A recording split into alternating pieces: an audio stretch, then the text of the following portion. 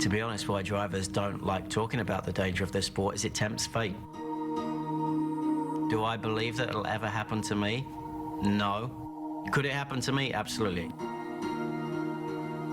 But at the end of the day, you know, if your time's up, your time's up. Oh, here we go. Rubber contact and a huge crash. It looks like Dan Wheldon may be involved in it. He's the Lionheart, you know, I mean, that's his nickname. He was racing go-karts back in the 90s, and the mechanics used to say that he raced with a lot of heart, much like Richard the Lionheart fought battle. From then on, he had a mural of the Lionheart painted on his helmet. Growing up in England, where motorsport is incredibly prominent, that dream of winning the biggest motor race in the world is with you from a very young age. The checkered flag is out in Indianapolis, and the pubs are open in the UK.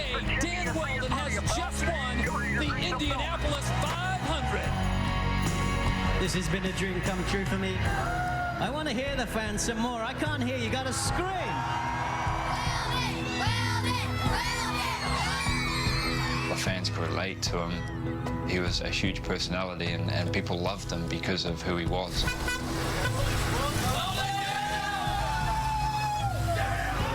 Guy we know around the pit area as Mr. Fashion. Who's that sexy son of a... right there? Dan Wheldon has more shoes than Imelda Marcos ever dreamed of having. My shoe collection, it's got to be between 300 and 400 pairs, I have to say. You will never see him not dressing well. You will never see him with a dirty shoe. And he was so anal about it. The first time Tony and I got invited to his house, it was like, take your shoes off at the door, do this, do that. People refuse to take their shoes off in my house in Florida. I have these, so they can take their shoes off but wear something. And, you know, everything had to be evenly spaced out in his closet, and the same hangers for everything, and color-coded and all that. I have the hangers all going the same way. The pants are all kind of hanging without creases. But, I mean, that was one of his personality traits, so I love that about him as well. Let's interview Susie. Ask me anything. Speak to the camera. What's Dan Wheldon like to work with? She's got to speak right to the camera. Well, In late 2007, we were just, you know, spending a lot of time together, even outside of work. I don't know, it just decided that we wanted to be together. And we were, you know, falling in love with each other. Red smash, ready? 1, 2, 3, go!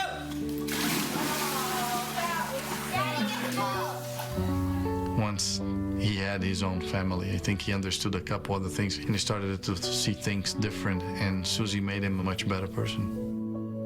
Susie got the best out of him. Susie made him mature, made him the family man who he was. 2011, I believe Dan had some opportunities to race the whole season, but they wouldn't have been teams and or situations that were capable of winning. So he really wanted to wait for the right opportunity.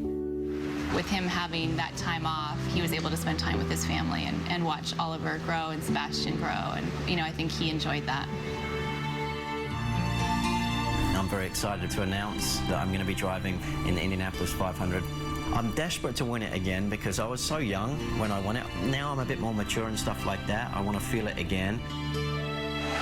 Dan Wheldon is going to win the race! That is unbelievable. Oh, my goodness. It's like the Cinderella story, you know, a movie, and Indy does that to special people.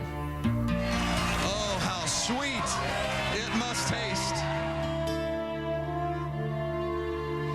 I just remember there being this really great feeling of contentment. Just being happy with where we were and excited for the future. It's been, just up until this point, a phenomenal year. I've really enjoyed it for many different reasons. It's kind of opened me up to a lot of different things. It's 7 in the morning before the race. And he left a text message saying, call me, call me, call me. So I call him and I'm like, you know, hey, what's, you know, you're in trouble. He's like, no, I got tattooed last night. I'm like, oh God, what did he get?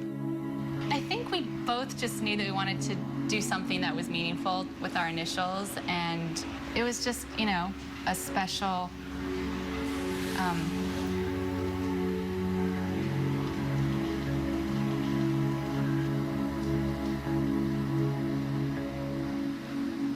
I don't really want to talk about Vegas, to be honest. It's something I've put out of my head now. It was a horrible situation. We shouldn't have been there, and I don't really want to relive it, to be honest. Oh, here we go. Trouble, contact, and a huge crash. It looks like Dan Wheldon may be involved in it.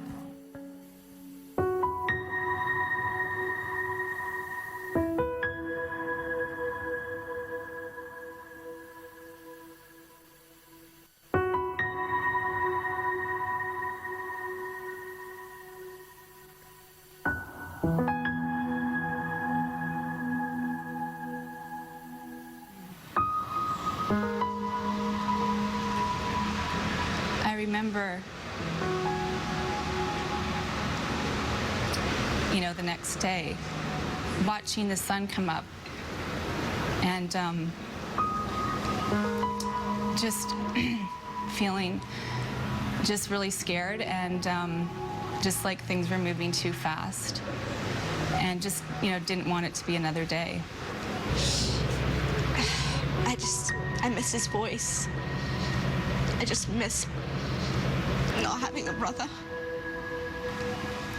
I know that, you know, he was a great driver and accomplished, you know, a lot in his short time, but he just was an amazing person and just someone that made everything better in every way, and, you know, you miss that so much.